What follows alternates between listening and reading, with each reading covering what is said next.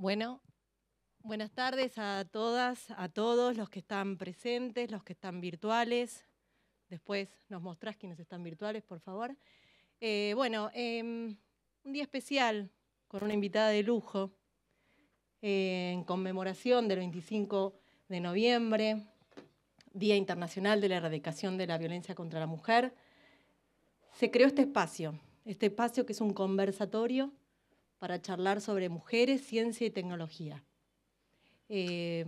Para mí es un enorme orgullo estar compartiendo espacio con Dora, una mujer que tiene mucha trayectoria. La voy a leer porque es mucha, realmente. Es licenciada en Historia. No, no te preocupes. Arrancamos de juventud y nos quedamos en la juventud. Miren toda la gente que está conectada.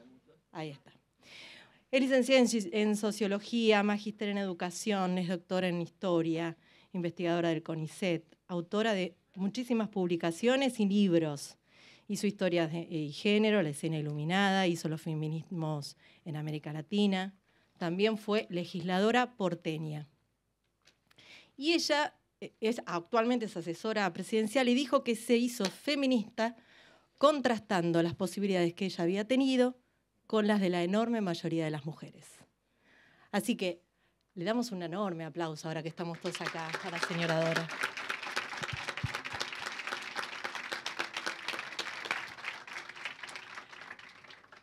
Y le voy a agradecer, vamos a saludar a nuestro presidente, a Rubén Geneiro, que con estos espacios pone en valor sus palabras, invitándonos a reflexionar sobre algo tan importante y con todas las acciones que se hace en el INTI para las mujeres trabajadoras sobre todo. Así que, bueno, hay algo que en la lucha de género nos debemos, que es la posibilidad de visibilizar a las mujeres, porque las mujeres somos como hacedoras silenciosas, escondidas.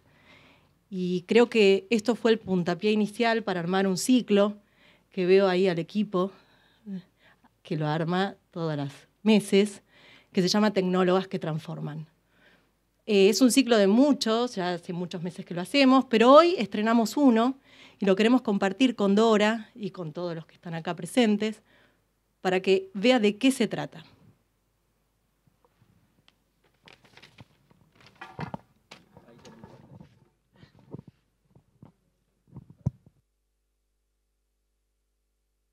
¿Pueden poner el video? Todo tiene ensayo, pero todo después sale como el traste, ¿viste? Parece muy bien. Perdón. Ensayo y avance tecnológico.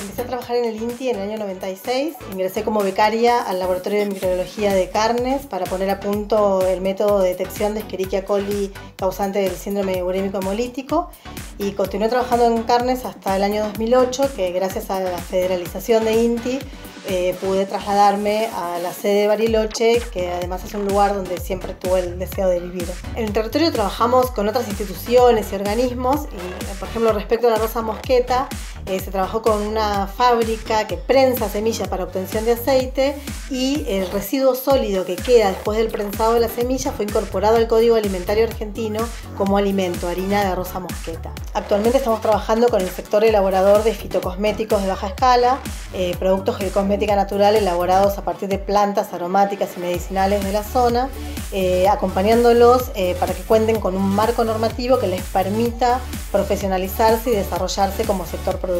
Muchas veces me vi sobrepasada por llevar adelante todas las tareas de maternidad y de cuidado y las exigencias laborales al mismo tiempo. Creo que la pandemia expuso mucho estas situaciones, pero lo veo como una oportunidad y un punto de inflexión a partir del cual se implementen políticas que nos acompañen a las mujeres para poder desarrollarnos profesionalmente.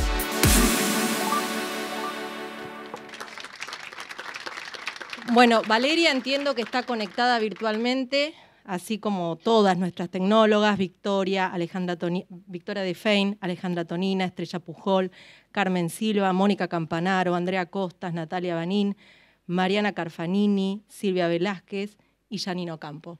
Bueno, estas son nuestras tecnólogas. Dora, Así que después te vamos a dejar, si querés hacer alguna reflexión. Aplausos a las tecnólogas. Ahí.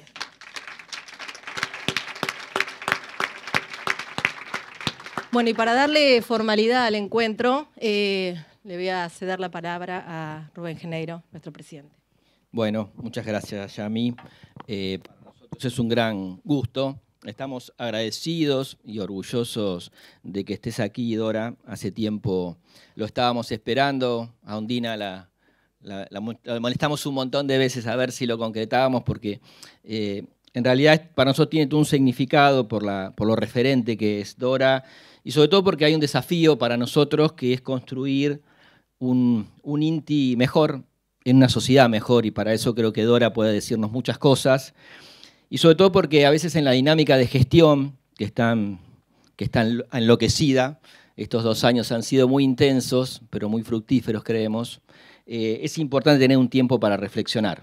Es un tiempo para reflexionar y reflexiones que nos permitan y nos ayuden a tomar decisiones políticas e institucionales que sean más acertadas.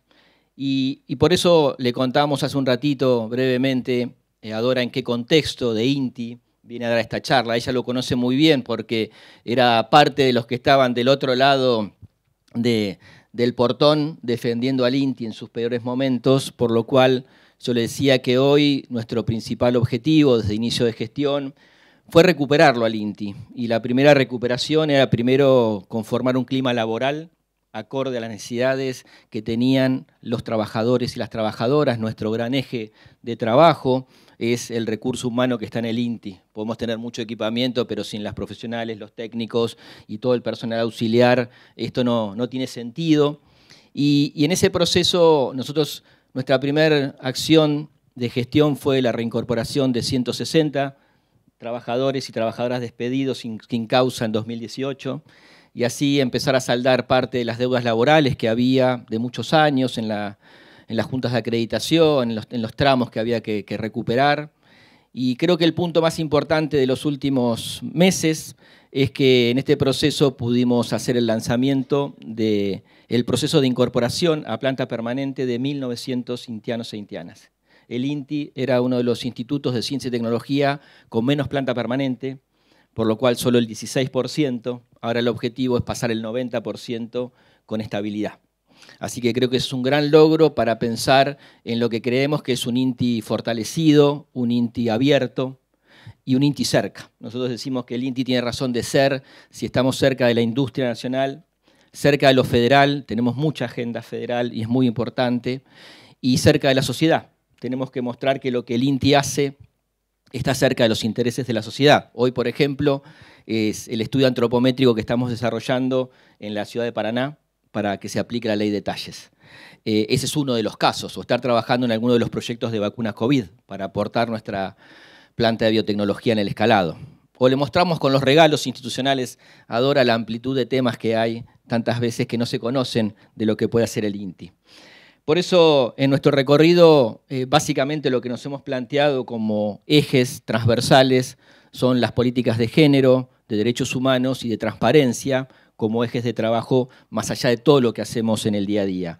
Y algunas acciones, para contarte, Dora, muy brevemente, de lo que hemos avanzado en políticas de género. Hemos iniciado un proceso importante con la UNSAM para la capacitación en perspectiva de géneros de la ley Micaela, que tanto sabes de eso. Hemos avanzado con el fortalecimiento del Foro de Disidencias, Géneros y Diversidad para generar acciones concretas para consolidar las perspectivas de género como política institucional. Hemos conformado recientemente la Comisión de Igualdad de Oportunidades y de Trato. Estamos trabajando en una mesa muy importante a nivel de todo el sistema científico-tecnológico, que es la coordinación interinstitucional del programa de género del MinCit. Estamos avanzando en acciones de nuestro Ministerio de Desarrollo Productivo de la Nación con tantas políticas de género en el mundo productivo. Estamos haciendo avances en la implementación del cupo laboral para personas travestis, transexuales y transgénero. Y hemos aprobado un programa de políticas de género y diversidad. Por otro lado, algo muy importante para nosotros es que la participación activa de mujeres en la conducción, si tomamos al consejo directivo, directores, gerentes y subgerentes, estamos más o menos en igualdad, 50% de mujeres y hombres. Y en algunas áreas que somos seguramente tenemos la la posibilidad de que mujeres estén al frente. Nuestra gerenta de I+D, que la veo por allá, Julieta, tiene, además de ser una brillante investigadora y doctora, tiene todas sus subgerentas son mujeres, en la gerenta de Innovación y Desarrollo, o la gerencia de Finanzas, de Recursos Humanos y tantas otras que están a cargo de mujeres y que en el día a día hacen que este trabajo realmente sea de una mirada integradora. Así que desde lo personal sé que hay un desafío, porque a veces tenemos los hombres esta posibilidad de estar al frente de instituciones, pero tenemos que lograr en el día a día que llevemos adelante políticas que sean de igualdad, de una mirada de igualdad de oportunidades, que llevemos a la práctica lo que muchas veces se dice. Y bueno, es un desafío y tendremos que estar a prueba para, al final de la gestión, en el momento que nos toque, tratar de aprobarlo. Así que muchas gracias, Dora, por estar con nosotros.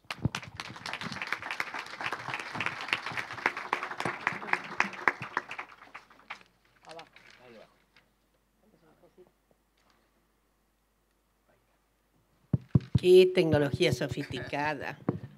Bueno, es un enorme placer, un enorme honor, un enorme gusto estar aquí hoy en este INTI recuperado, en este nuevo ciclo que es para mí un cambio de época. No una época de cambio, un cambio de época.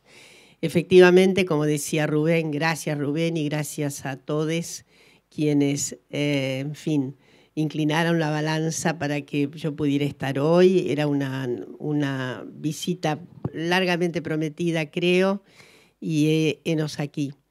Pero quería decirles que efectivamente estamos en un recuerdo de haber estado en el INTI la última vez.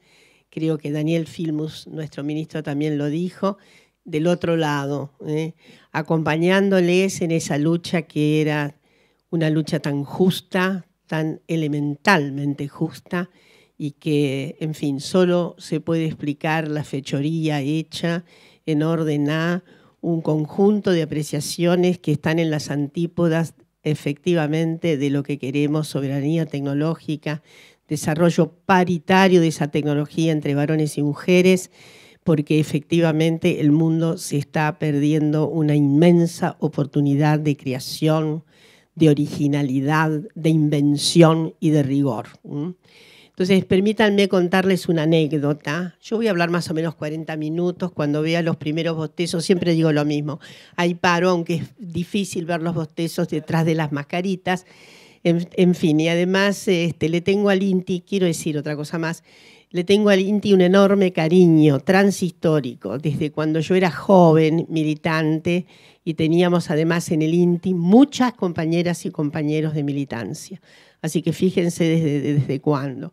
Y una suerte de retrato del INTI respecto de lo que se esperaba, la expectativa enorme de arraigar, sobre todo, digo, soberanía tecnológica a propósito del desarrollo estratégico del INTI. Estoy hablando de los IDUs 1960-1970. Como comprenderán, ustedes no habían nacido, así que puede ser que esa historia les haya llegado de manera seguramente tal vez fragmentada, pero era así. Así que, y después últimamente no puedo dejar de evocar, perdón por la referencia familiar, el trabajo que hizo con ustedes mi queridísima hija Ondina Fraga. Así que todo, como ven, todos estos caminos conducen al INTI.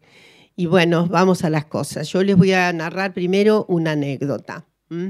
Este año, creo que fue por el mes de junio, por ahí, profesoras maestras del curso de aplicación del normal número 1 de la capital me pidieron una hazaña que hablara de género, en ordenar un encuadramiento de sobre todo ESI, etcétera, etcétera, para niñas, niños de 8 y 9 años de edad. He hablado para todas las edades de estos temas, pero era la primera vez que me desafiaban con esas tiernas criaturas y cómo iba a encarar este asunto de género, sexo y la diferencia sexual que efectivamente ha sido tan macabra en un falso señalamiento biológico respecto de las jerarquías posicionales de género, etcétera, etcétera, etcétera, a niñes de 8 y 9 años. Pero bueno, ahí hablé con las maestras y más o menos armé la estrategia, la treta para llegar empáticamente, era para colmo por, como ustedes pueden imaginar, por plataforma. Algunos niños iban a estar presentes y otras criaturas iban a estar por plataforma. Entonces yo comencé con una pregunta así, diciéndoles, a ver, ¿qué pasaría? ¿Qué pasa? ¿Cómo se imaginan ustedes que pasa que aparezca una niña de la edad de ustedes y le diga a la familia y amigos, yo quiero ser astronauta, no me interesa otra cosa más que quiero estudiar para ser astronauta? Y un niño de entre ustedes va y le dice un buen día a la familia, ¿saben qué? Yo quiero ser solo cuidador, a mí me interesa solo cuidar, en fin, hacer lo que hace mi mamá, aprender muchas las cosas que ella hace. Y entonces ahí nomás puesto una manito que se abre ahí rápidamente en el rectángulo ese tan tremendo de la telematía y me dice, yo Dora. Sí, Sabrina se llamaba. Sí, Sabrina, a ver, yo voy a ser astronauta y voy a ser la primera mujer que llegue a Marte. Esa es la lección, gentes. Esa es la lección. No hay por qué inhibir la presencia extraordinariamente, debería ser común, corriente, de mujeres que se dedican a las actividades esas que parecen no prescriptas para el género.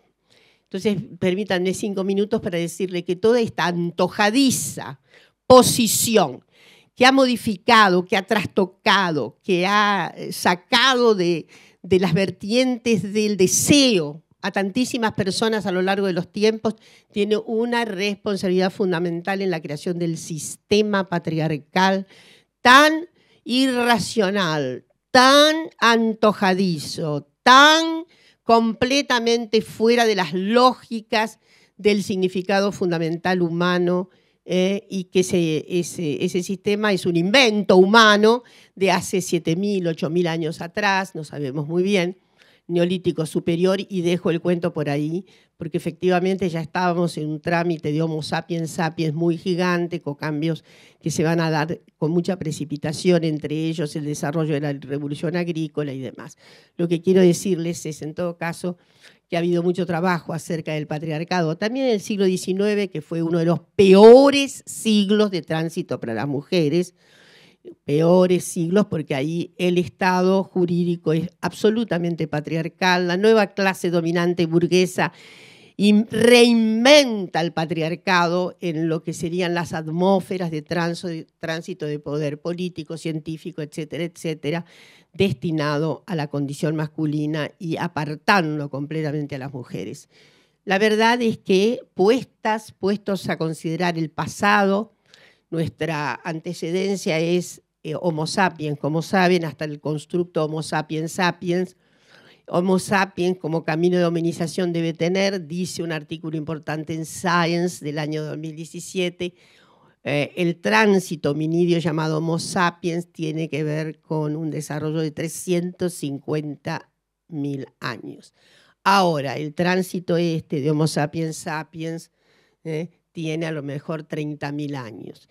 Y el patriarcado no tiene 10.000 años. Quiere decir que es una corriente irracional relativamente reciente en nuestra historia.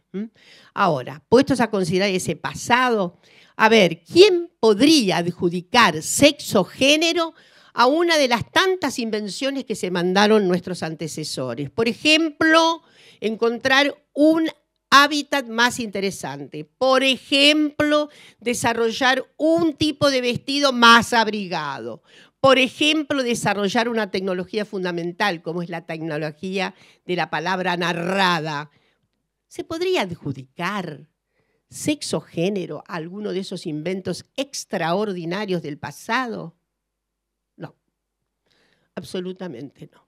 Entonces, ahora sí me vengo al presente y digo que entre los nuevos preceptos inventados por el sistema patriarcal renovado con la burguesía dominante después de la Revolución Francesa y la circunstancia que hace tan clara la situación de dominio patriarcal con el Estado moderno, la emergencia jurídica del Estado moderno, Rubén lo sabe muy bien, y esa cuestión impresionante que es el Código Napoleónico y sus copyright históricos, entre ellos los de América Latina, por la que ese ordenamiento fundamental del orden jurídico moderno determina la inferioridad jurídica de las mujeres, relativas incapaces, así se decía. Y miren, nuestro Código Civil tiene casi un siglo después del napoleónico, porque al final 1871 contra 1804 da una. Y dice exactamente lo mismo que el Código Napoleónico. La mujer casada no tiene derecho a educarse, capacitarse, tener actividad, etcétera, etcétera, y a los tribunales sin el consentimiento del señor marido. Así declara. Es la pluma patriarcal. Así declara. Por lo tanto, las mujeres fueron excluidas de las funciones públicas. Fueron las retaguardias estratégicas del hogar, reproductoras, cuidadoras, reproductoras, etcétera, etcétera. El ángel del hogar, decía un famoso poeta inglés, Pateman, que escribió muchas veces como un palimpsesto este texto, y siempre va a batir en lo mismo. El ángel del hogar. ¿Sabían ustedes que somos el ángel del hogar? Entonces, el ángel del hogar tiene que quedar quieta en el hogar.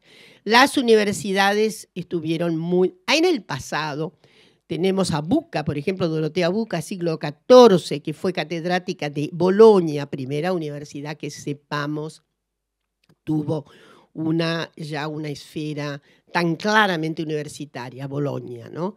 Las mujeres, en el siglo XVII había 16% de mujeres astrónomas en Prusia, por ejemplo. Y hay muchas mujeres, desde luego, a lo largo de los tiempos, que hicieron grandes aportes, grandes contribuciones. Herschel fue una de las descubridoras de no sé cuántos cometas, etcétera, etcétera. Y de hecho, esta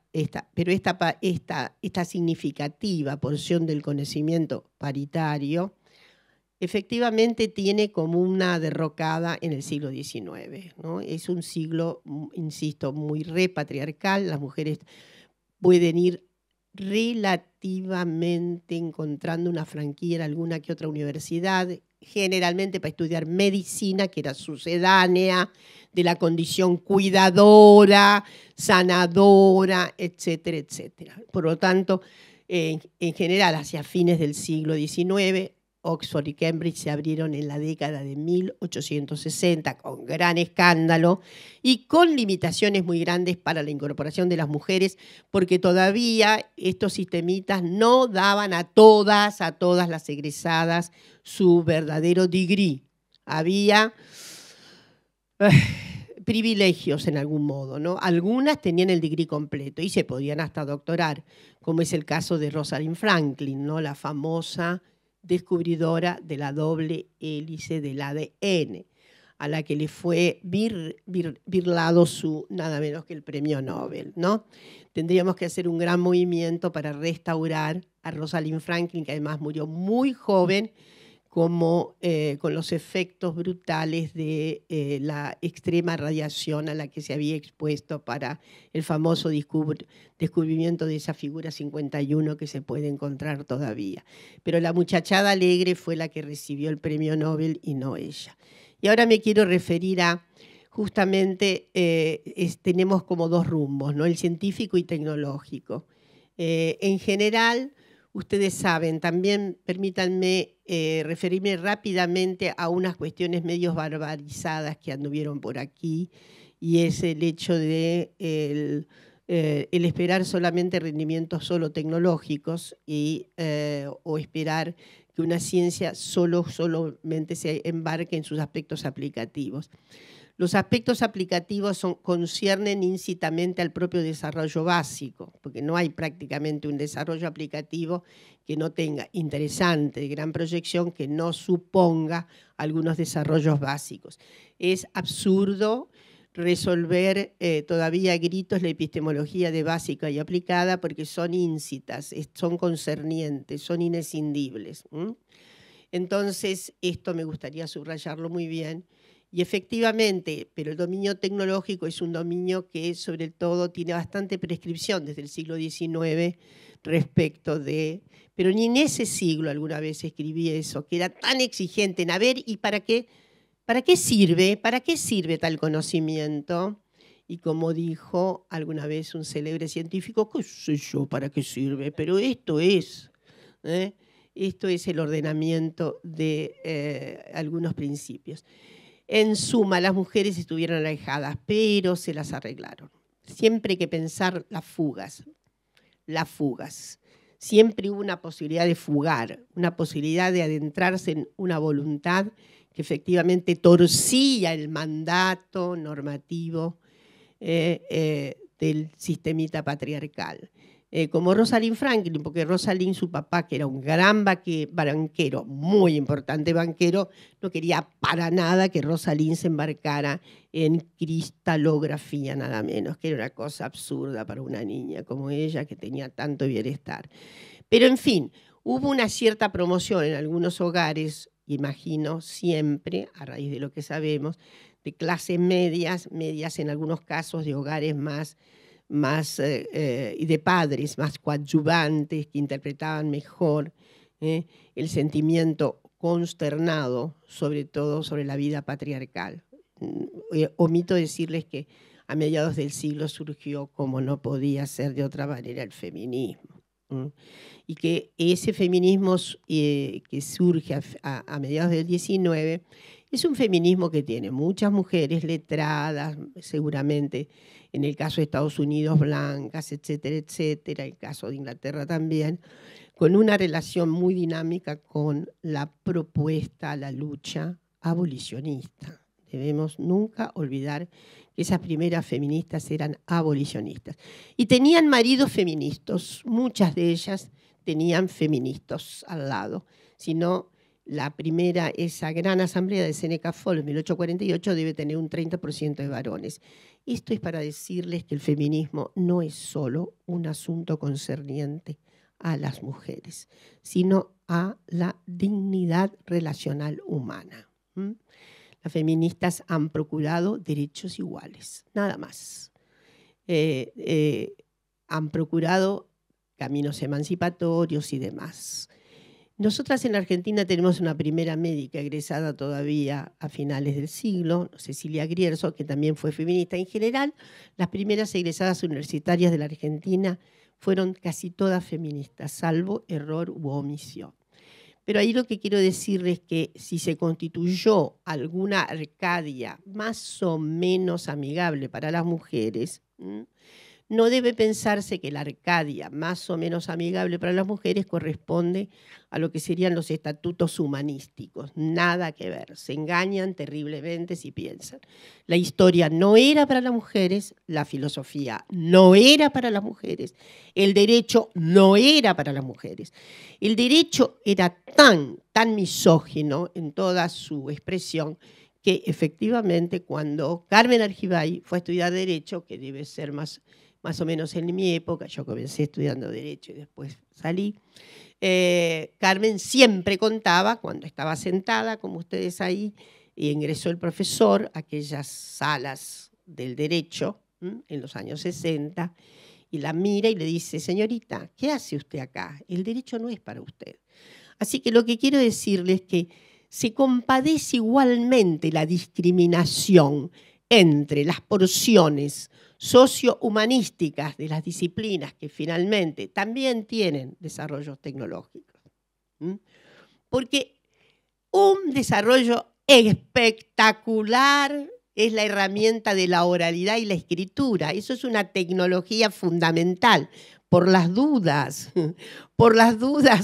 se nos olvide que son tecnologías fundamentales sin las cuales no hay ninguna posibilidad. El desarrollo del lenguaje, bueno, en la ciencia hay un famoso epistemólogo con el cual evidentemente hay algunos acuerdos y ya no tanto soy Wittgenstein, que hablaba de la necesaria implementación de juegos de lenguaje, algunos hasta inventados, porque el término fisión nuclear no existía, hubo que inventarlo, porque no existía, y cómo darle, qué palabra usar para este fenómeno, y se inventó eso. Entonces, yo lo que quiero decirles es que hay, sin embargo, una nutrida relación, hoy día espectacular, respecto de la presencia de mujeres en el sistema científico en la Argentina. La Argentina sigue teniendo, hay ahí por ahí un cierto error, porque hay un cálculo que dice que Venezuela tiene más. El cálculo de Venezuela está, para mi gusto, medio mal hecho, porque refiere a una cuestión mucho más amplia, y en cambio yo me atengo sobre todo a las estadísticas de UNESCO, que daban a Argentina como el país más prominente del mundo en materia de reclutamiento de mujeres para las ciencias y la tecnología en minúscula, digámoslo. Entonces, eso es fundamental, junto con Bulgaria. En general, en el mundo no llega a 30% la cuota de mujeres dentro de los sistemas científicos y tecnológicos. Fíjense qué poco. Pero América Latina tiene más que Estados Unidos y más que Europa. Y de modo que eso nos consagra mucho, nos da mucho bienestar, pero hay que ver, las mujeres están todas abajo, hay una inteligencia desbordante de las mujeres, desbordante. Vas a saber qué pasa allá arriba para llegar allá, a lo alto de la pirámide.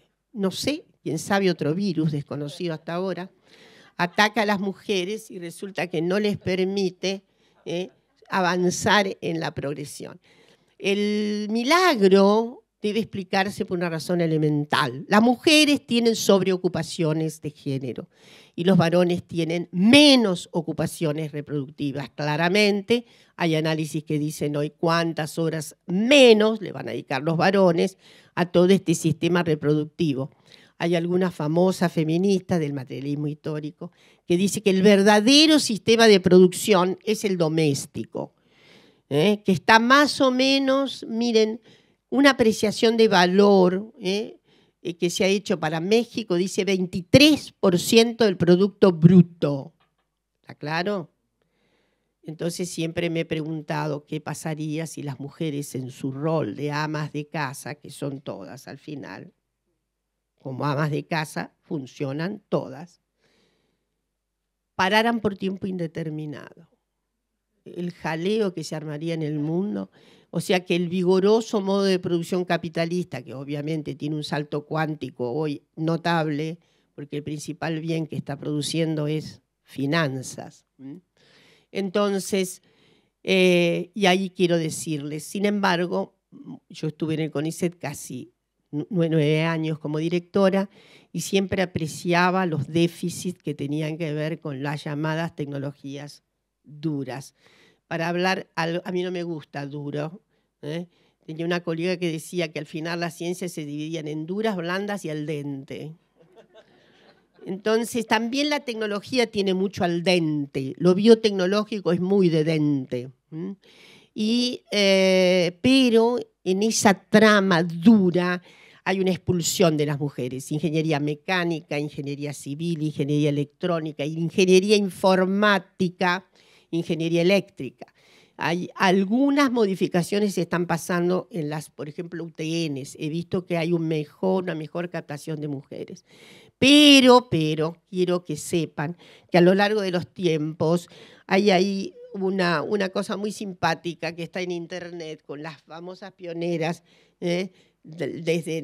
voy a dar algunos nombres, ¿no? Tecnólogas, la famosa Ada Lovelace, ¿no? Que ustedes saben que fue el diseño de la máquina analítica, matemática, fue así una precursora. Y hay muchas, una de ellas menos conocida como tecnóloga, pero muy gran actriz. Como todos son muy jóvenes, no saben la historia de Heidi Lamar. Heidi Lamar se mandó el invento con otros dos del famoso sistema inalámbrico que da lugar al Wi-Fi, al GPS, la geoestacionalidad, y ella se quedó muy pobre porque fue una gran actriz, véanse un poco ese cine retro, hermosa actriz que había venido de Austria, pero era ingeniera, y ella Ustedes saben que cuando se quedó muy pobre y muy viejita como una, finalmente esta recuperación en el Wi-Fi, etcétera, etcétera, le permitió reconocimientos de su patente inaugural y se tornó muy rica. O sea que finalmente algo pasó de interesante. Pero bueno, hay una serie de mujeres, como por ejemplo, me gustaría señalar, sobre todo estas son inventoras. A mí me gustaría señalar algunas inventoras muy interesantes. En la Argentina todavía tenemos que hacer un repaso sobre las invenciones con el famoso registro de la propiedad, porque un colega descubrió que había muchas mujeres inventoras que habían hecho sus inventos y los habían respaldado ahí. Y en general, a ojo de prima facie, la mayor parte de esas inventoras argentinas lo hacían en áreas que tenían que ver con, obviamente, instrumentos, dispositivos que coadyuvaran en la tremenda tarea doméstica. Calefacción, cocinas, etcétera, etcétera. Y nos debemos todavía esa investigación. Así que tecnólogas, tecnólogos que se interesen podrían ver. Yo voy a recordar algunas figuras que son muy interesantes respecto de esta, sobre todo de este aspecto de resolución práctica de problemas que las acosaban. Melita. Saben que tenemos el uso industrial de Melita. ¿Quién no conoce Melita? Que levante la mano. Pero esa línea de filtros, Melita, ¿saben por qué es? No. Ay, qué bueno. Yo creí que las iba a aburrir con un dato. Melita Benz, la alemana que inventó en 1908 el filtro de café, harta de que su familia dejara los granitos por acá, por allá y por allá. Entonces, Melita inventó Melita. Esa es Melita Benz. Otra, gran auxilio. Gran auxilio a la humanidad, ¿no? Ustedes piensen. La otra es Betty Graham. ¿Saben qué inventó Betty Graham en 1956? Ahora completamente en desuso. El liquid paper. Pero a las que trabajábamos hace años con aquella letra 22, saben lo que era el liquid paper, etcétera, y después la era famosa de la máquina eléctrica que hacía con el tamborcito. ¡Uy, liquid paper por acá! Hoy está en desuso, pero fue un invento de Betty Graham. Louis Henry tiene como 115 inventos impresionantes de toda clase y color. Bueno, pero estas son las extranjeras. Necesitamos efectivamente hacer una cuestión más interesante con nuestras inventoras. Y ahora vienen los 10 minutos finales. ¿Qué hacer para promover? ¿Qué debemos hacer?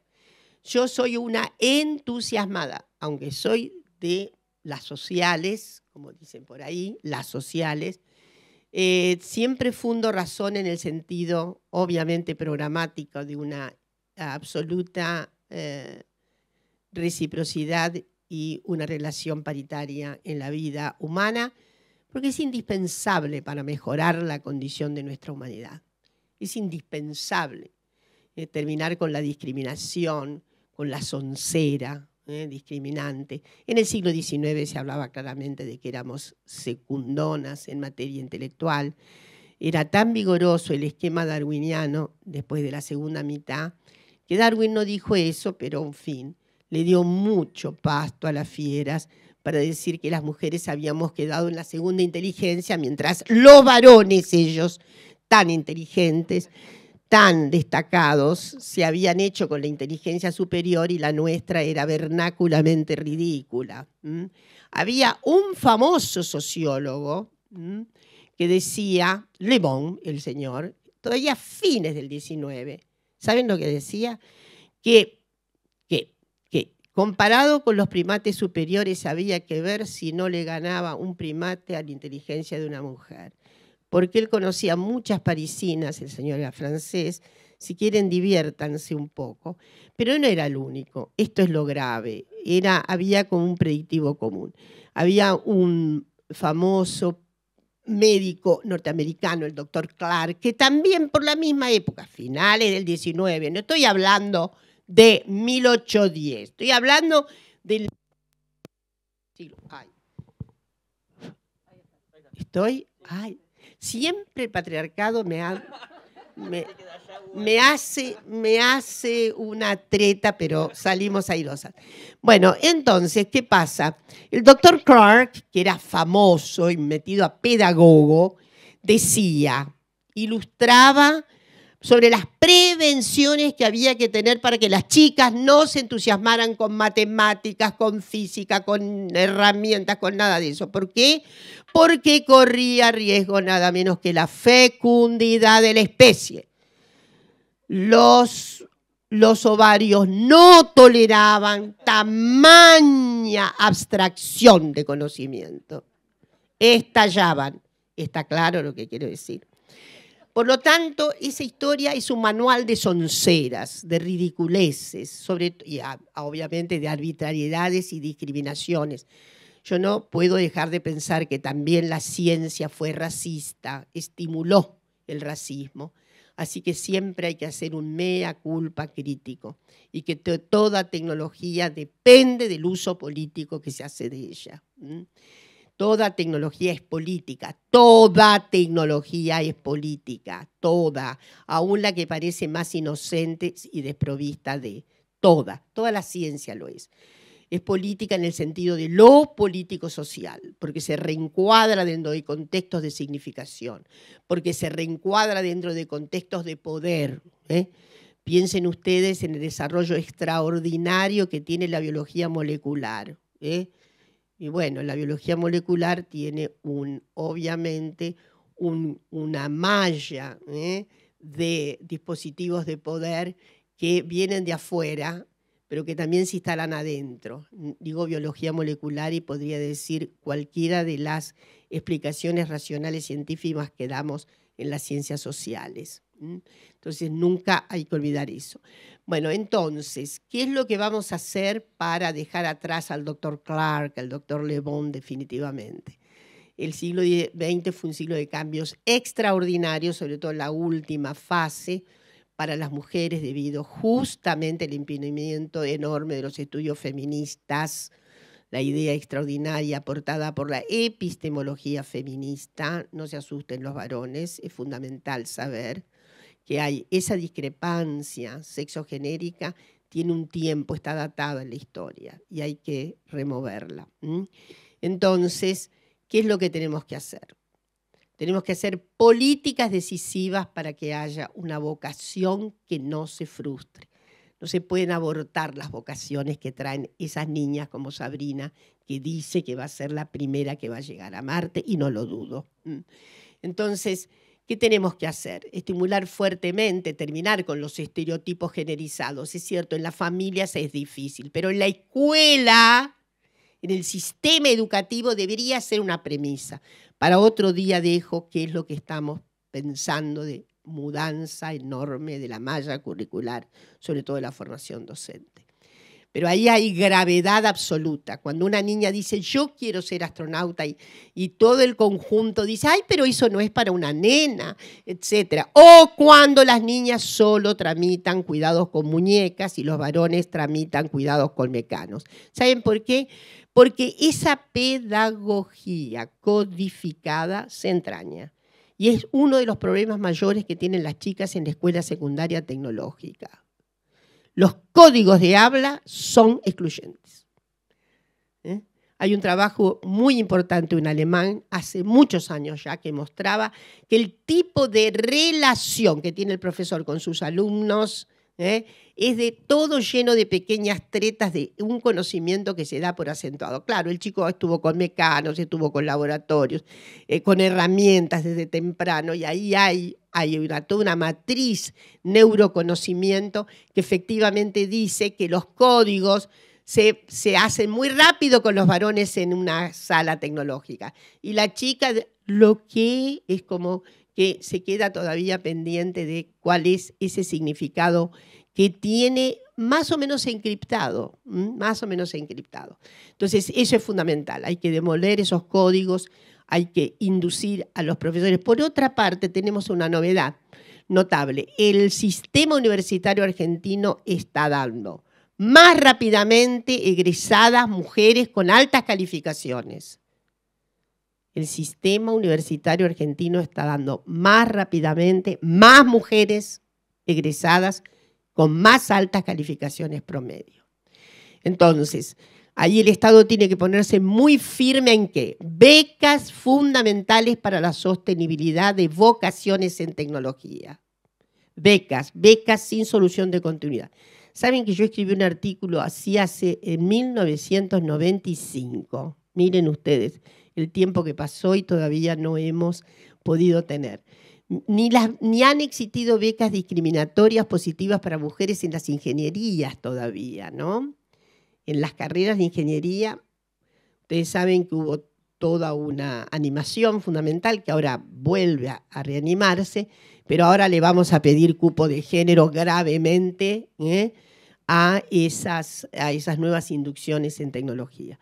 Lo mismo ocurre desde ya con el desempeño científico. Tenemos que conseguir una alteración de los modos de evaluación, pero no me quiero perder. Quiero decir que a las jóvenes que eligen las tecnologías, el Estado las tiene que acompañar ex post, inclusive en el mercado laboral, porque es evidente que tenemos noticias acerca de ingenieras de petróleo que están absolutamente en la desventura y que sufren muchísimo. De modo que el Estado tiene que comprometerse sin solución de continuidad en todos los tramos, para que haya efectiva paridad en estas riquísimas experiencias de la humanidad que tanto necesitamos, como es renovación tecnológica con un sentido fundamental aproximado a lo humano. Las mujeres son igualmente inteligentes que los varones y caben absolutamente en todas las actividades. Todas las actividades humanas pueden ser desempeñadas por una mujer. Todas. No sé si lo recíproco es verdadero, pero las mujeres pueden desempeñarse en todas las actividades humanas. Entonces, este es un cometido que tiene que ser entrañado por el Estado. Estamos en eso.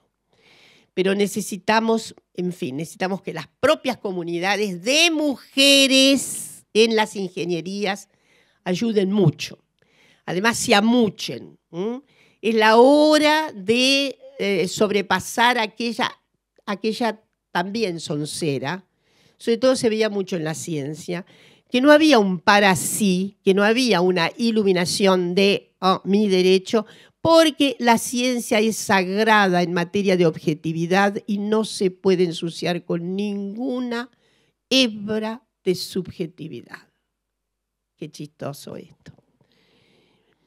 Es lo más absurdo que se puede oír, porque la ciencia se hace con inteligencia y emoción. La emoción incita a la inteligencia. Y basta leer ese texto bello todavía de Norchetina, la invención del cómo se inventa la ciencia, cómo se inventa el conocimiento científico, para que ustedes vean, y Kuhn también lo dijo, que notablemente en el proceso de hacer ciencia o tecnología hay una cierta suspensión de la razón. ¿Por qué? Y porque hay cuestiones en las que cabildeamos, pensamos, ensayo y error, y resulta que a veces las resolvemos fuera de las matrices estrictamente racionales e intelectuales. ¿Está claro? Miren, a veces una idea brillante, claro, hay que trabajar para la idea, es un trabajo, es un esfuerzo, es un trabajo. Pero resulta que a veces hacemos ¡boom! Frente a las situaciones más inesperadas. Frente a las situaciones más inesperadas.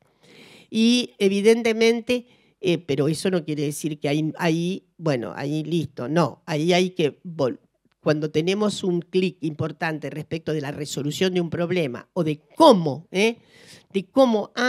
estaba faltando esto. Entonces, Eso es sinuoso, es un camino que efectivamente también requiere de comunidad y de comunidad empática. Las comunidades tienen que ser empáticas. Me refiero a la condición femenina. Las comunidades tienen que ser empáticas, ¿no? Si no, ¿a qué jugamos? Entonces, es cierto que para las mujeres, hasta que no haya una verdadera revolución doméstica, se pueden esperar muchas revoluciones, pero la doméstica, qué difícil. Sin embargo, hay que, mientras esto no ocurra, mientras los varones, como dice el Código Civil, son corresponsables de todo el modelo reproductivo, ¿sabían eso? Están ordenados por el Código Civil. Pero antes se sabía muy bien cómo era la inferioridad jurídica de las mujeres, pero se sabe poco acerca de la igualación de responsabilidades domésticas, también dichas por el Código Civil, ¿no es verdad, Rubén? Bueno, entonces, para ir cerrando, necesitamos políticas fiscales, sobre todo con relación a las empresas, para que tomen más tecnólogas, mujeres.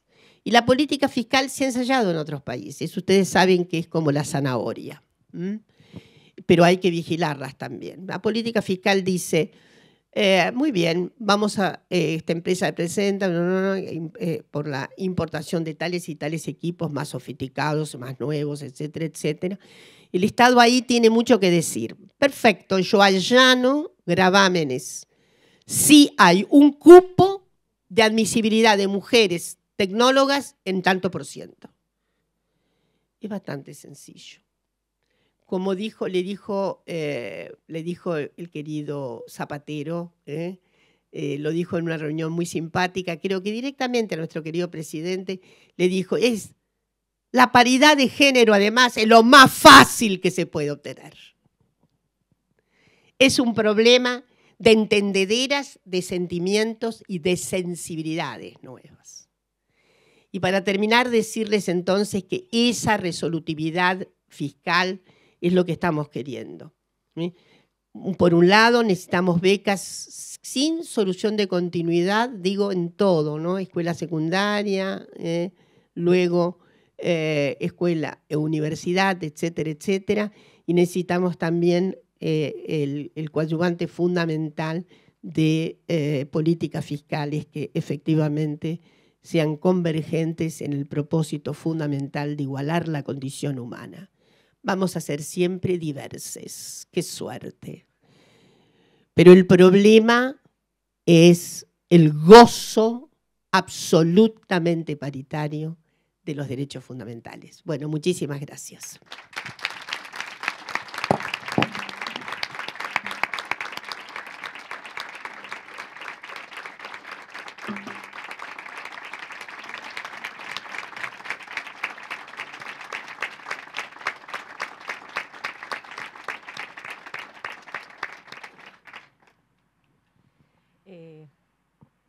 Dora, gracias. Nos quedaríamos 3 horas más, creo que nadie se quiere mover. Bueno, dejamos ahora un momento para preguntas, si te parece. Perfecto. Si tiene alguien acá en la sala presencial. Si alguien tiene alguna pregunta desde lo virtual, puede ir levantando la mano y ya lo vamos a buscar.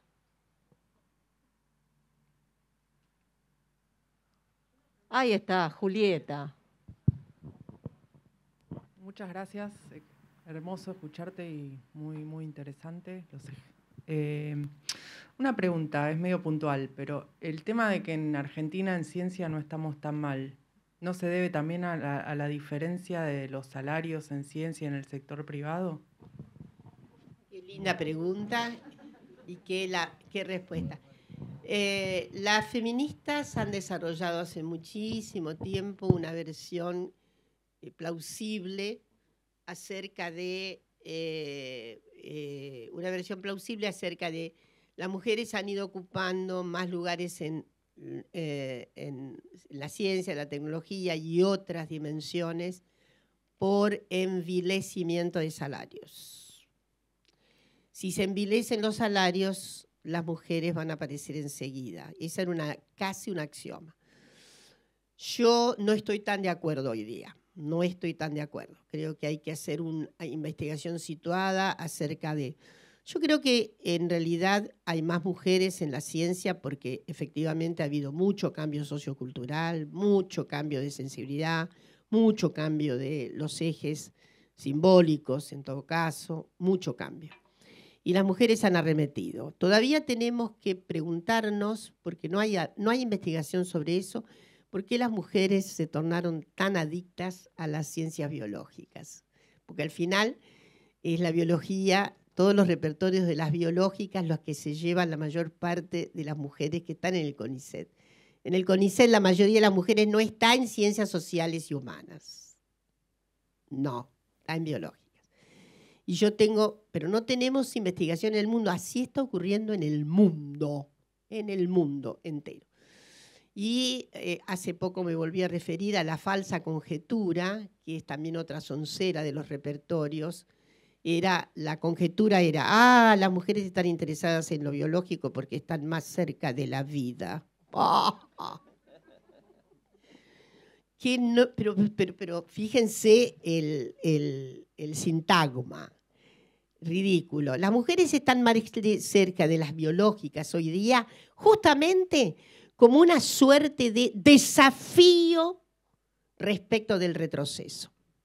Porque ciencias biológicas es muy demarcatorio hoy día. Biología molecular es la regente. Digo, es la regente porque además saben ustedes muy bien que es tan regente que es la locomotora de las indexaciones. Esta cosa tremenda que llaman las indexaciones bibliográficas. ¿Por qué?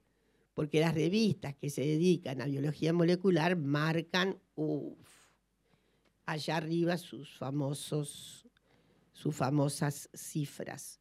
Entonces, ahí hay un producido nuevo en las jóvenes. Quieren meterse en lo desafiante más nuevo. Es por eso que está habiendo tanta vocación con relación a las ciencias biológicas. Porque promete un viaje de mucha más aventura. A ver, para decirlo en términos. Entonces, justamente ahí hay mucho de publicidad que hay que hacer. Porque la vocación se va estimulando con un set enorme de dispositivos, de los cuales es responsable, insisto, los sistemas educativos son responsables. Hay que estar muy vigilantes respecto de esto. Orientaciones típicas para la niña, orientaciones típicas para los varones. Es un estropicio. Pero lamentablemente, mientras estamos hablando, a pesar de este cambio de época, todavía sigue desarrollándose esa concepción. Entonces, ni les digo las consecuencias además brutales que tienen cuando las cosas son absolutamente graves en materia de las desorientaciones que producen cada vez más precoces las niñez renunciando al estatuto identificatorio demarcado aparentemente por la biología. La biología no es destino, no es ningún destino, es un tren. En todo caso, es un tren, pero no es un destino. Entonces, yo creo que hay que superar un poco esto de el viejo paradigma, se envilecieron los salarios. Es probable que en algunas disciplinas, en informática, eso es verdad, porque efectivamente es notable, porque la informática en la Argentina tuvo muchas mujeres cuando la informática era accesoria. Estaba lleno de mujeres. Cuando la informática se tornó una ciencia regente, ahí las mujeres fueron desapareciendo. Pero en todo caso, yo creo que los salarios relativos nuestros no son muy buenos, depende de las épocas efectivamente, pero hay algunos lugares en donde, en fin, no son tampoco tan extraordinarios, y sin embargo tampoco lucen las mujeres. Me parece que tiene más que ver con la arcadia, con estereotipos, con desestímulos, con fórmulas de trato, con las dificultades que tienen las mujeres para hacer valer su autoría en los extremos del paper, cosa que se debería terminar, esa falaciosa construcción del siglo XX de que la autoría del centro es la mediana, la autoridad del centro es la mediocre. Eso es un disparate para mi gusto, muy grande. Pero bueno, esas son las normas habituales sobre todo de las reglas de indexación que deberían, algún día serán superadas. Algún día serán superadas. Bueno, tenemos una pregunta acá, Hernán. Hasta que se animen los virtuales que están un poco tímides.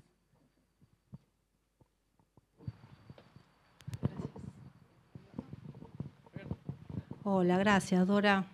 Escucharte siempre un placer. Gracias por estar cerca del INTI y por haber acompañado la lucha del momento tan difícil que pasamos en el último gobierno. Bueno, mi nombre es Marcela Saldivia. Como dijo Rubén, nosotros estamos trabajando en un instrumento desde el año pasado con el Ministerio Productivo, un instrumento en equidad de género para el sistema. Un desafío enorme. Estamos ahora en una mesa del IRAM, donde las discusiones son, no sé, para escribir un libro. Pero a mí lo que me preocupa, más allá de cómo estamos las mujeres en el sistema de ciencia y técnica en Argentina, ni hablar de las disidencias de otros géneros que están mucho más invisibilizadas y mucho peor, es no repetir el patrón patriarcal. Cuando las mujeres o distintos géneros llegan a esa punta de la pirámide, como decís vos, ¿cuáles serían los consejos para la vacuna contra ese virus cuando se llega ahí? Porque eso es de una complejidad enorme, lo sé, pero me preocupa sobremanera porque lo veo demasiado en las discusiones. Así que, bueno, pedirte un consejo más que nada. Si te entiendo bien, hay una cuestión de base y es que a menudo el arquetipo patriarcal está totalmente investido de cuerpo femenino. Siempre lo he dicho, el triunfo del patriarcado no es su regencia obvia, El triunfo del patriarcado es su incorporación en la subjetividad de las mujeres. Este es el problema que tenemos. Una suerte de naturaleza naturanda que deviene en las posiciones, las actitudes, las conductas, y eso es muy patético, muy doloroso, muy oscuro, y en realidad produce mucho más escozor. Ahí yo creo que hay, de todas maneras, en las circunstancias del presente, hay mucha insurgencia por parte de las jóvenes en un laboratorio. Ya no se tolera así nomás. Y desde luego también hay momentos muy, muy difíciles en los que hay que recurrir a los protocolos. Es una de las cuestiones más dolorosas que enfrentamos son las inversiones patriarcales en las conductas femeninas. Y bueno, hay larga evidencia de que esto ocurre. Yo nunca me voy a olvidar, una vez en el CONICET se trataba de la evaluación de una científica y fue notable, no áreas sociales.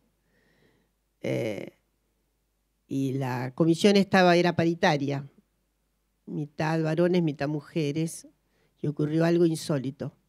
Los varones todos decidieron la calificación, la promoción de la científica, y las mujeres todas se opusieron.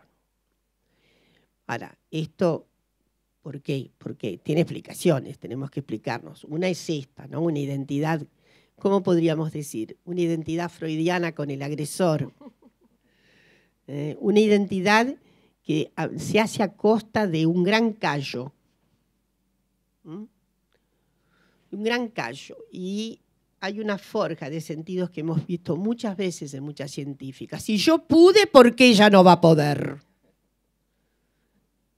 El sentido de la eliminación de la sororidad por contraponer la meritocracia propia contra la exigua meritocracia de la congénere. Y esto es muy penoso. Pero hay que tratarlo así en la mesa. hay que tratarlo en la mesa. Hay jefas de laboratorio que no quieren que sus becarias se embaracen. Porque además hay estos ritmos meritocráticos, si esta no consigue el doctorado, la que se embroma soy yo, por la línea promocional, por ejemplo, el CONICET. Lógico, porque para promover en el CONICET, entre otras cuestiones, tiene que haber un desempeño importante en formación de recursos humanos, que es producción de doctorades. Entonces, todo eso tiene unas lógicas también muy mañosas del propio sistema, que debería ser menos urticante y además debería ser un gran promotor de los significados largos que le damos a las conductas. Yo creo que hoy ha cambiado muchísimo el panorama. Yo estoy hablando de algo que ocurrió hace unos 4 años atrás. Yo creo que hoy ha variado mucho, mucho el panorama, que hay otra subjetividad de las jóvenes, que hay muchas insurgencias y que hay mucha, además, habilitaciones de dispositivos en todo y cualquier lugar sobre los tratos, ¿no? En fin, que todavía sigue siendo un asunto peliagudo, porque una cosa es se conquista un protocolo y luego cómo se lo llena de justicia. El protocolo es un paso, pero entonces yo creo que por ahí está la dificultad. La dificultad está en esto que he señalado, unas cuestiones de, insisto, de unas subjetividades, toda acicalada, toda con una arquitectura pro-patriarcal, porque también es muy doloroso reconocer el sufrimiento que se tuvo. Y hay mejor un olvido que tal vez Freud explica. Era muy común, era muy común 15 años atrás, pero muy común. Preguntarle a una científica de 55 años promedio, ¿alguna vez fuiste discriminada? Nunca, jamás. Y hoy no es tan fácil encontrar esa negación frente a la experiencia vivida.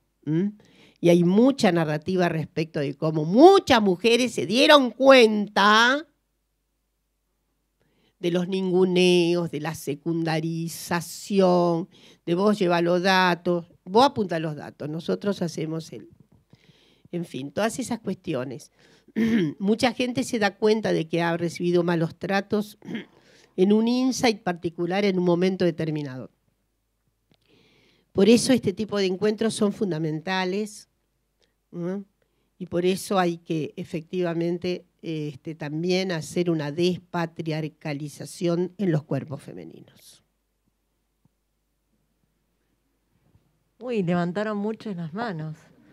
Tenemos 3, no me voy a olvidar. Inés, y vamos para atrás. Vero, vayamos, va. Bueno, primero agradecerte, la verdad que emociona escucharte, pero eso está bien. Yo quiero hacer no una reflexión, sino un testimonio. Nosotros venimos del palo de la construcción, nosotros trabajamos en construcciones, que ya de por sí es un rubro bastante complicado para las mujeres. Y bueno, la verdad que nosotros hemos tenido un espacio y estamos luchando permanentemente con eso, y también hemos logrado cosas que también las quiero decir, porque también tiene que ver la institución donde trabajás. Y a mí me parece que eso es importante, el acompañamiento, y no es menor. Entonces, bueno, también eso es importante cuando vos tenés un ámbito donde te podés desarrollar. No solo por el jardín maternal, que es una ayuda importantísima para nosotros en el INTI, sino, por ejemplo, el último ejemplo, nosotros estamos, la líder, por ejemplo, de proyecto de los hormigones masivos de un reactor nuclear, en este momento lo está liderando una mujer. Y entonces, y cuando hubo que poner el gancho para ese contrato, la conducción lo firmó. Entonces eso no es menor.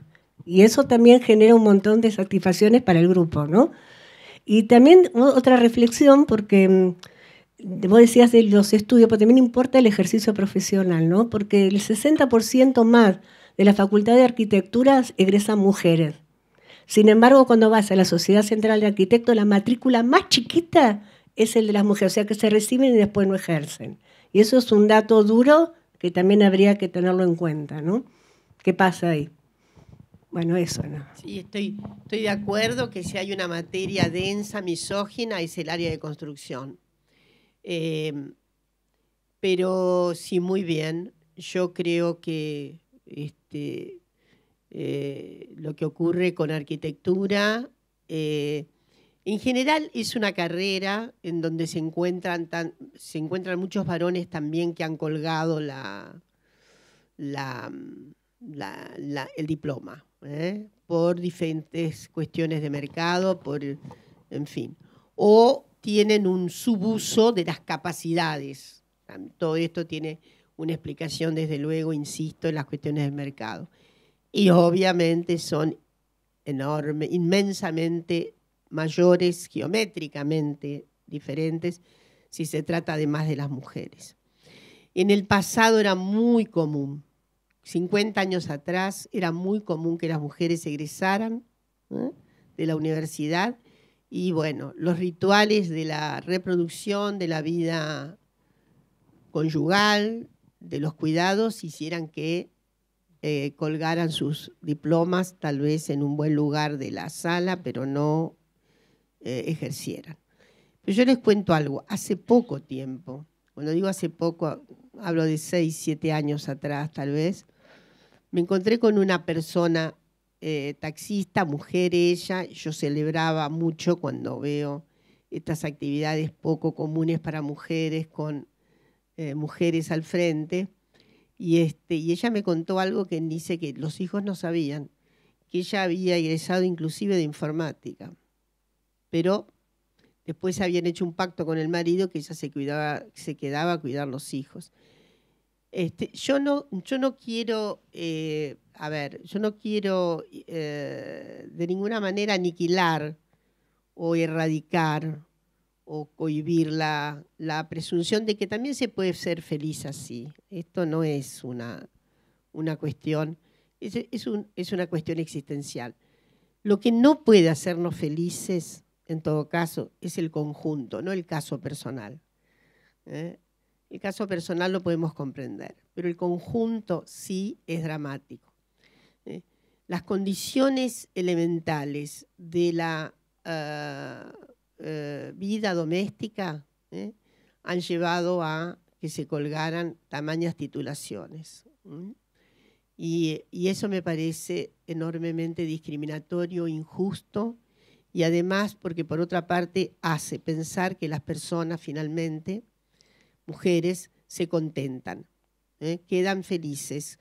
Como dijo Betty Friedan, ¿no? Betty Friedan, que fue una de las inauguradoras de la famosa segunda ola, hablaba de la mística, de la feminidad y veía esa cosa que, bueno, si se escarbaba mucho, se encontraba finalmente un malestar en la cultura de la subjetividad. Entonces, pero esos son temas, obviamente, que son para líneas otras y no podríamos elaborar acá, y estoy muy lejos de poder ofertar siquiera más que una empática capacidad de ponerme en el lugar de la otra que eligió la felicidad doméstica, hasta que los chicos crecen, se van, y el cometido queda vacío. Y ahí sobrevienen, sí, experiencias que dan lugar a esa sensación dolorosa, las depresiones típicas de los 50 años, etcétera, etcétera. Entonces, yo lo que quiero decir es que no es que todas las mujeres se realizan igualmente, pero hay que darles la enorme oportunidad igualitaria para que lo hagan. Esto es lo que quiero decir. Y que efectivamente no tengamos el contentamiento probable de nosotras mismas pensando, bueno, se realizó como tal. Realizarse quiere decir que hubo igualdad de oportunidades y que alguien dijo, voy por acá, pero que estaba todo dado para la oportunidad, no para que efectivamente hubiera trabas, obstáculos, a veces muy sublimes, a veces muy, ¿cómo decirlo?, muy crípticos en todo caso, para obstaculizar el desarrollo integral posible de las mujeres. Tenemos una pregunta más. Después la vamos a tener que liberar a Dora porque nos la quedamos Bueno. todo el día, por ahí hasta la noche. Capaz. Hola, mi nombre es Verónica Cesa y quería pedirle si nos podía hacer algún comentario o que sea una introducción sobre el tema de la perspectiva de género o la falta de perspectiva de género en la selección de temas de investigación, en los enfoques metodológicos, en las evaluaciones de impacto, etcétera. Qué linda pregunta. Me encanta disfrutar con la idea de que todo tiene que tener perspectiva de género, todo. Ahora ustedes saben que hay una línea importante de 50 millones que va a tener la agencia va a dar, bueno, no puedo decir mucho, un poquito más de 11, 12, 13 proyectos, depende. Que son eso, todos los proyectos tienen que tener perspectiva de género y obviamente son como los pitos, ¿no? Es decir, que tienen que humar. Entonces, y yo formo parte de la comisión desde ya y, en fin, dada la añejidad, hay un presupuesto de que, y he dicho, litio y perspectiva de género. Nanotecnología y perspectiva de género. Materiales para construcciones y perspectiva de género. La verdad es que eso es lo que hay que tener en cuenta. Y no puede haber nada, no puede haber ningún rinconcito del proyecto en su diseño en que no esté presente la perspectiva de género. Es decir, ¿qué va a pasar diferencialmente para varones y mujeres? ¿Qué es lo que va a pasar en el marco relacional? Todo eso tiene que tener esa trama íncita. Ustedes saben que es la primera vez también que en gran medida el presupuesto presentado, que ahora tiene perspectiva de género, y que hay áreas que están muy vigorosas, producción es una de ellas, en términos de todo lo que está alentando y que efectivamente vibra en INTI, etcétera, etcétera, respecto de esto no es la perspectiva de género no es una adenda, no es un agregadito. No es saber, el lenguaje dispositivo que tenemos, no. Tiene que ser entrañado, con gran capacidad para que efectivamente rinda lo que queremos. No una superficie apenas de igualdad humana, sino que efectivamente entrañe, llegue a las tripas y sobre todo queremos que llegue a las tripas de la tecnología. La última pregunta.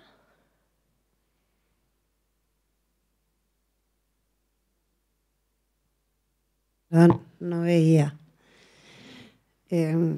A ver si la puedo formular la pregunta. Bueno, gracias por estar acá. La pregunta, por ahí se nota más en lo que es la carrera del CONICET, pero también la podría trasladar a lo que es el INTI, que es Ciencia y Técnica y Tecnología Aplicada, en cuanto a los mecanismos de evaluación.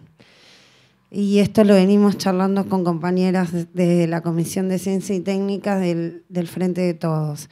Entonces, lo que se planteaba es, a la hora de evaluar a los investigadores, hay un protocolo que tiene que ver con el número de papers, con los papers presentados, con o por ejemplo en las áreas de producción, con el impacto económico.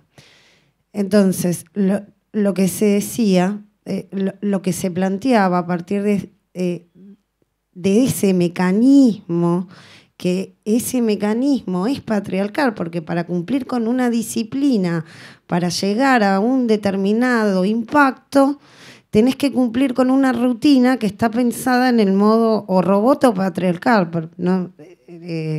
Porque por ahí también para los varones también les quita tiempo hasta para sus hijos, también lo viven, no es que lo viven las mujeres y los varones.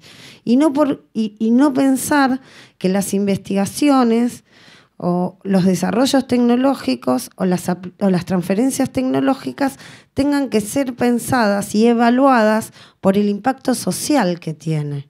Y ahí sí estaríamos haciendo, como dice usted, desde la entraña, ahí sí estaríamos produciendo tanto, primero, evaluando lo que se genera. No es que tenés que inventar el cohete a la luna, sino que no le tenés que encontrar el agujero a un mate, sino que tu ciencia, tu aplicación tecnológica, tu desarrollo productivo tiene que tener un impacto social. Entonces ahí sí estaríamos cambiando al sujeto al cual nos dirigimos. Puede ser que... Y una pregunta personal, que yo estudié en los 90. ¿Usted estaba en la cátedra feminista, la primera cátedra feminista? No era usted. Era una persona que se llamaba Dora, pero no recuerdo quién. Bradeschi. Sí, éramos 5 alumnas y 5 profesoras. Vos estuviste en el primer desarrollo. En Ciencias Sociales. En la cátedra feminista se llamaba. Sí, pero... Me acuerdo que éramos 5 y terminamos 3. Sí, y eran 5 profesoras y 3 alumnas. Sí, porque antes de eso hubo un desarrollo en psicología. No, en Ciencias Sociales fue. Pero era una Dora, pero nunca... Era en el año 95 y que además me invitó a la marcha, a la primera marcha que fui en Mendoza, que dije, ¿dónde me trajo? Porque nos apagaron la luz en la calle San Martín y tenía más miedo que... Dije, ¿dónde me trajo? Es el 95. En el 95. Sí, no, en Mendoza, en el encuentro de mujeres de Mendoza, que fue muy terrible, que apagaron la luz de toda la ciudad y teníamos, yo por lo menos era muy chica y tenía más miedo que... Fue mi primera marcha. No fue tampoco Dora Koladeschi. Ahora voy a pensarlo. Sí, sé que hubo era una señora, cátedra. Además tenía rulos. Sí, pero ¿No era usted? No. Bueno, vayamos a la pregunta. Después pensemos, porque era cátedra feminista, no era de mujeres. Sí, ni pero nada. sé que hubo todo un ensayo ahí que, bueno. Sí, fue un ensayo, fuimos 3. Ensayo. Pero bueno. Y me comí el garrón de Mendoza, ¿eh? Bueno, pero debe haber dejado alguna buena marca, más nunca, allá de todo. No dejé de ir hasta hace poco dejé de ir a los encuentros, cuando se fueron masivos, pero ahí había que estar. Felicitaciones. Sí, lo que has planteado es el problema de la evaluación y su racionalidad. ¿Cuál es la racionalidad de la evaluación? ¿Sobre qué elementos racionales estamos trabajando? Y entonces eso hay que pensarlo entre todos. En este momento el CONICET está muy empeñado en reevaluar el proceso de evaluación. Porque no se puede comparar lo que es diferente. No se puede comparar así, no se puede tratar igual lo que es diferente. Eso es lo que quiero decir. Comparar hay que hacerlo. Y hay que darse cuenta de que es diferente. Entonces hay que tener otra manifestación. Yo recuerdo que hace muchos años atrás, en 2000, yo estaba en junta con CONICET y ya estábamos obviamente tratando de que algo variara fuertemente, y un querido biólogo muerto, ya él, gran biólogo argentino, Héctor Maldonado.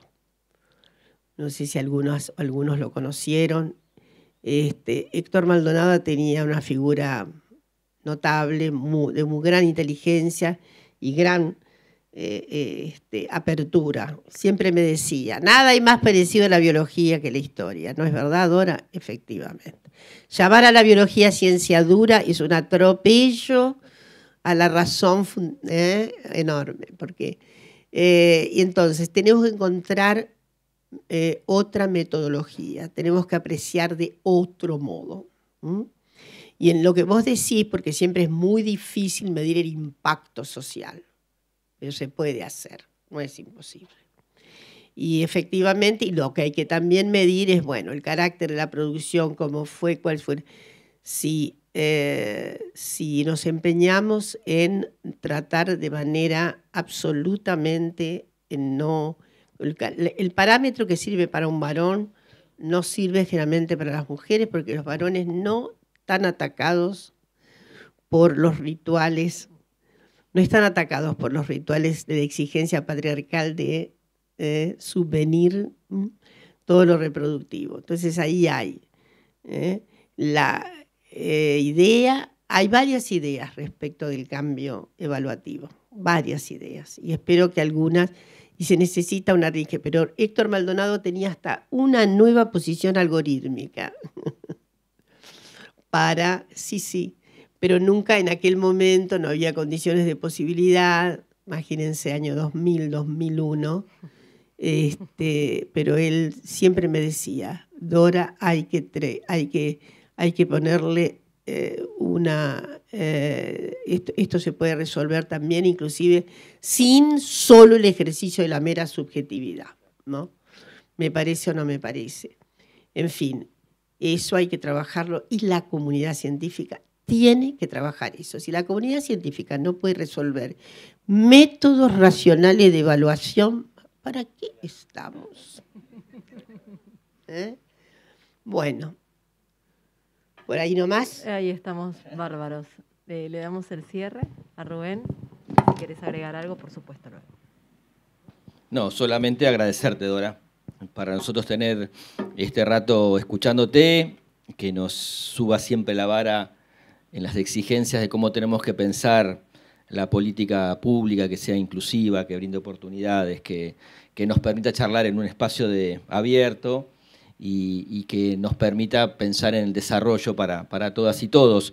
Vos dijiste algunas cosas muy importantes, todas, pero también pensar desde nuestro lugar hoy el INTI en que cada día apuntalamos para tener un poco más de soberanía, que somos un Estado presente, que tenemos una clara vocación hoy en un sistema científico tecnológico potente, que brinde oportunidades. Yo te escuchaba hablar de los becarios. Nosotros el INTI hacía mucho tiempo que no incorporaba becarios. Hicimos una convocatoria de 60 perfiles y se presentaron más de 2.500 interesados, y muchas de ellas son becarias y las vemos trabajar y todo lo que van aportando y decimos, bueno, este es el semillero del INTI del futuro. Así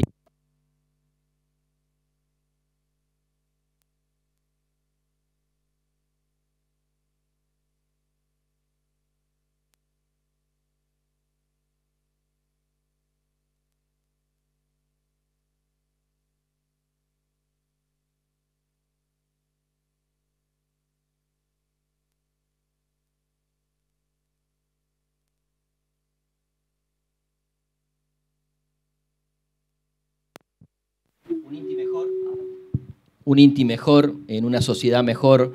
Por eso, qué mejor que tenerla a Dora para que nos cuente hacia dónde tenemos que ir y qué mirada tenemos que tener.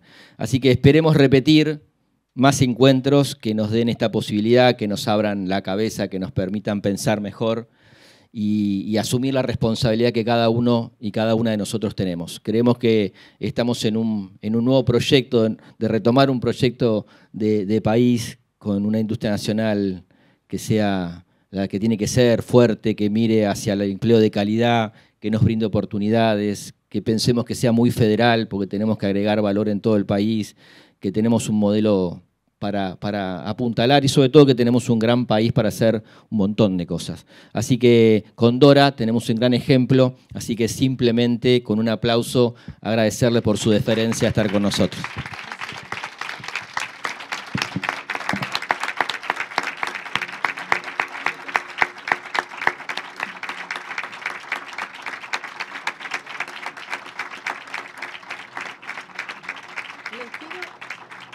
Les pido que se queden así y nos vamos a sacar una foto todos juntos. A ver, ¿cómo hacemos?